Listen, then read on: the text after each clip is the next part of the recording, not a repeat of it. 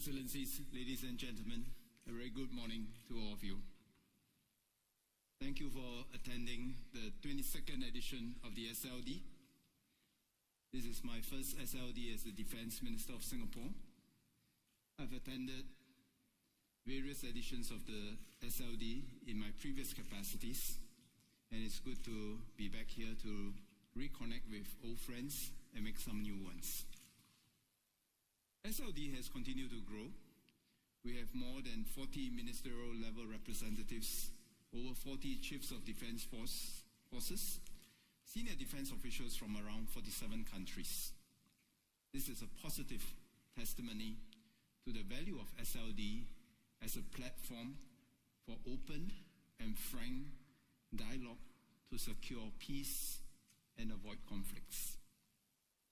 From the numerous conversations I've had this SLD, there are two common themes that have stayed with me. The first is that there's been a shift in how we conceive security. While we used to conceive security challenges in terms of conflicts in geographical locales, there is now a strong sense that the security of different regions are intertwined by challenges that cross boundaries, such as the security of our supply chains, countering disinformation, and protecting the security and integrity of our cyber infrastructure. The second is about the rules-based order and how international laws and norms are important in preventing conflict. Yet, as we speak, this order is fraying. And because of that, we live in dangerous times. Listening to the views of our esteemed speakers over the last few days, I would like to share three observations.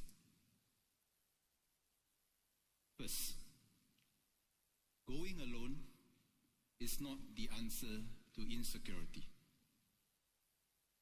Throughout history, heightened insecurity has often driven empires and nations of the past to try to mitigate risks by reducing their dependence on others. Prioritizing one's security is not wrong. Everyone does that. However, this quest must be pursued alongside a firm commitment to international laws and norms, which set the rules of what is acceptable state behavior.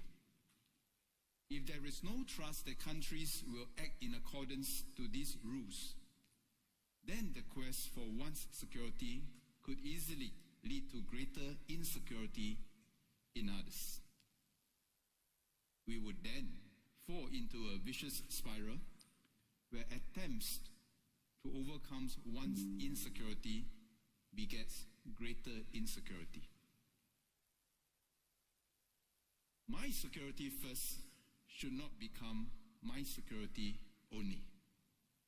Otherwise, we all fall victim of the prisoner's dilemma, where the pursuit of self-interest leads to less ideal outcomes, both individually and collectively. This applies not only to the military domain, but to all forms of security. Economic insecurities mirror military insecurities. Malaysian Prime Minister Datuk Sri Anwar Ibrahim made a similar point yesterday. When trade falters, the consequences ripple far beyond any one region. Economic insecurity, be it widening domestic inequalities, inability to secure one's economic lifelines, or to achieve economic growth through fair economic competition, can all combine to heighten the risks of military conflict. History has numerous examples of countries and empires pursuing aggressive expansionism to secure trade routes and economic resources as a response to domestic economic insecurity. We live in an increasingly dangerous world now, Not unlike almost a century ago, where economic insecurities during the Great Depression led to beggar-thy-neighbor policies, which historians would argue contributed to the expansionist and irredentist foreign policies that eventually culminated in World War II. Competition and cooperation are not mutually exclusive. The greater the competition, be it in the security or economic domains, the more we need guardrails to ensure that competition does not descend into conflict. These guardrails include commitment to resolve dispute peacefully and in accordance to international laws, channels of communications so that we remain open to de-escalation, and confidence-building measures to reduce the risk of miscalculations. Take Singapore and Malaysia, for example. In 2003, Malaysia initiated international arbitration under UNCLOS against Singapore over disagreements about our reclamation works. Both sides respected the International Tribunal for the Law of the Seas direction to conduct a joint study of the impact of the reclamation works. Both countries managed to reach an amicable settlement. While the issue began with acrimony, the warmth and civility between the negotiating teams led to an amicable resolution. Today, Singapore and Malaysia continue to have our differences, but as Dato' Sri Anwar has said, we have continued to deepen our cooperation, and the Johor-Singapore Special Economic Zone is a different kind of border defined not by division, but by a shared, united by a shared purpose. It is in our common interest, therefore, to ensure that these guardrails remain relevant to all and build new guardrails to manage emerging security challenges.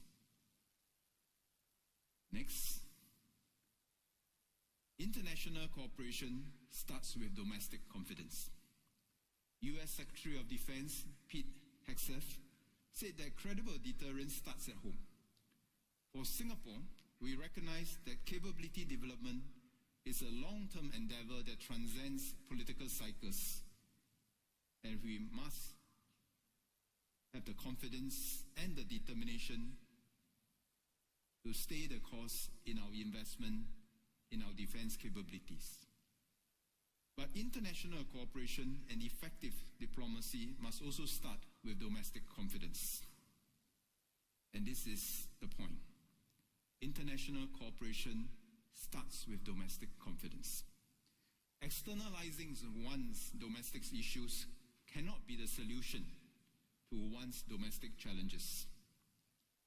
On the other hand, domestic cohesion, policy coherence, and leadership continuity enable countries to build credibility, and it is easier to work and negotiate with a credible partner. A secure government with the strong support of its people will have the leadership confidence to sustain strategic partnerships to address common security challenges, reach mutually beneficial agreements to resolve disagreements peacefully, and play an active and constructive role in shaping and upholding the rules of our global order. And one can say the converse is also true. Hence, domestic security and external security must be mutually reinforcing. One cannot happen without the other. Political and military leaders must arrest the instinct or temptation to go it alone when they feel insecure. Only then can we avoid conflict and keep the peace. My third and final point is that all states have agency and responsibilities. I'm glad that French President Emmanuel Macron spoke about strategic autonomy and sovereignty. In a fragmenting global security and economic order, it is tempting for small states, including many of us in Southeast Asia, to ask whether agency is possible, and if we must choose a side. The strategic context for us in the region is as such. It is said that China's presence is a geostrategic reality. The US engagement of Southeast Asia is a geostrategic policy.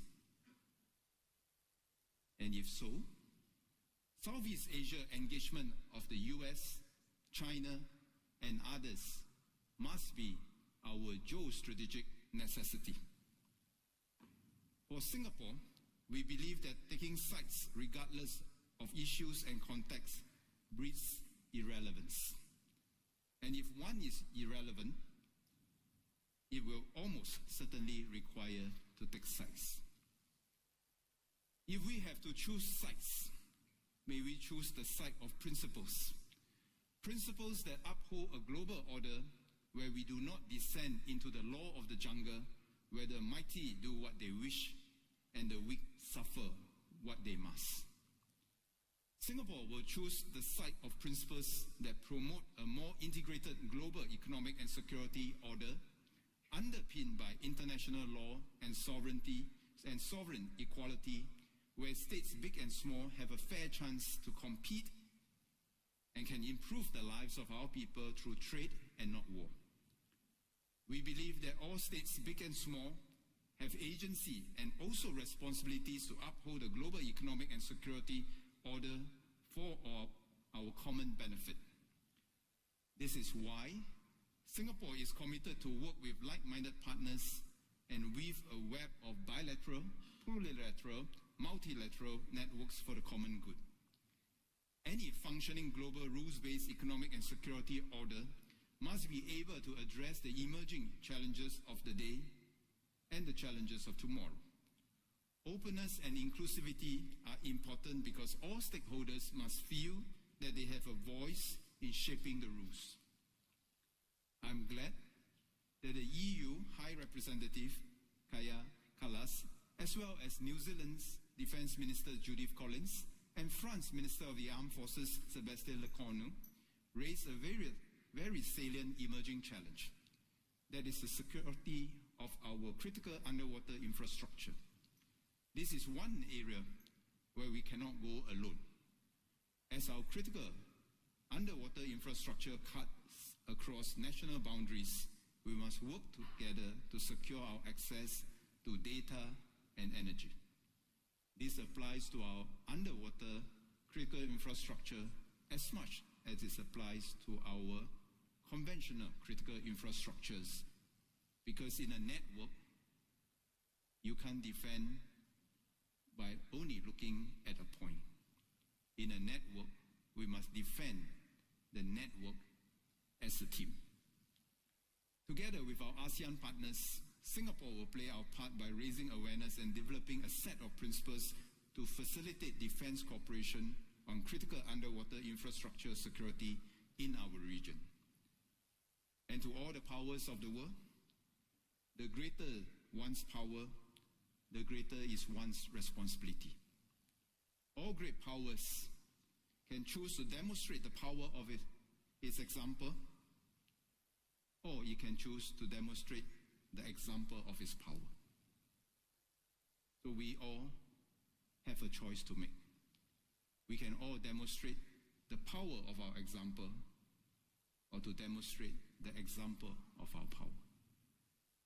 So ladies and gentlemen, our security and prosperity depend on our ability to work together.